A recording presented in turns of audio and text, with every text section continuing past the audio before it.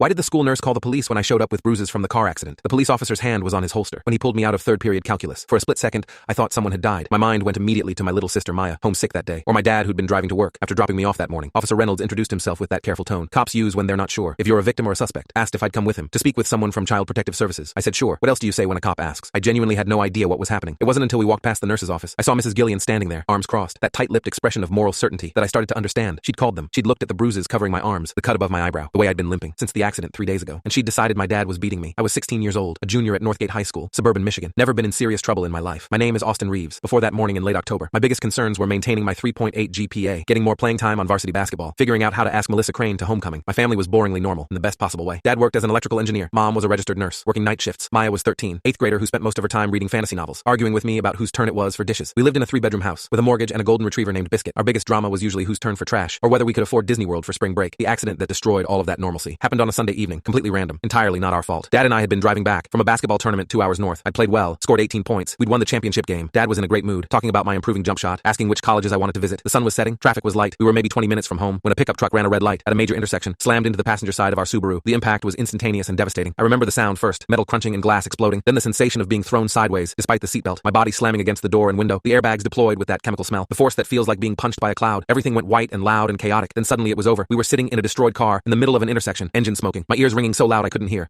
Dad asking if I was okay. The other driver turned out to be drunk. Blood alcohol level nearly 3 times the legal limit. Had hit us doing at least 50 in a 35 zone. His truck struck us on my side, crumpling the passenger door inward, shattering both windows on that side. I'd taken the brunt of the impact, despite the airbag. My right arm had multiple bruises from being slammed against the door. My ribs were bruised from the seatbelt. I'd hit my head on something, leaving a gash above my left eyebrow. Bled impressively. Dad had some bruising on his chest, but he'd been on the far side from impact. Came out much better than I did. Paramedics arrived within 10 minutes, along with police and fire trucks. They loaded me onto a backboard, transported me to the ER, spent the next 4 hours running tests to make sure I didn't have internal bleeding or a concussion. The CT scan came back clear. X-rays showed no broken bones. They sent me home around midnight with prescriptions for pain medication, instructions to ice the bruises, orders to follow up with my regular doctor. I went back to school on Thursday. Couldn't afford to miss more days. Midterms were approaching. Sitting at home was making me stir crazy. That morning I dressed carefully. Long sleeve shirt to cover the worst bruises on my arms, but there was no hiding the cut above my eyebrow or the slight limp from my bruised hip. Dad drove me to school in the rental car. Asked 3 times if I was sure I felt up to it. Told me to call if I needed to come home early. I assured him I was fine. Grabbed my backpack. Headed into the building feeling mostly normal, aside from the persistent ache in my ribs whenever I breathed too deeply. First period was English. Mrs. Kowalski asked what happened to my face. I explained about the accident. Showed her the cut. She made sympathetic noises before moving on. Second period was the same. Quick questions and sympathy. I thought that would be the pattern. Third period was when everything went wrong. I had a free period. Had gone to the library to work on a history paper. About 20 minutes in, I realized I'd left my laptop charger in my locker. On the way back through the main hallway, I passed the nurse's office. Mrs. Gillian was standing in the doorway. She called my name, asked me to come in for a moment, said she'd heard I'd been absent, wanted to make sure I was feeling all right. I didn't think anything of it. School nurses check on students all the time. I followed her into the small office with its examination table and charts about hand washing and immunizations. Mrs. Gillian closed the door behind us. Her expression shifted from friendly concern to something harder, more suspicious. Sit down, she said. Tell me what really happened. Full story is linked below or on my channel.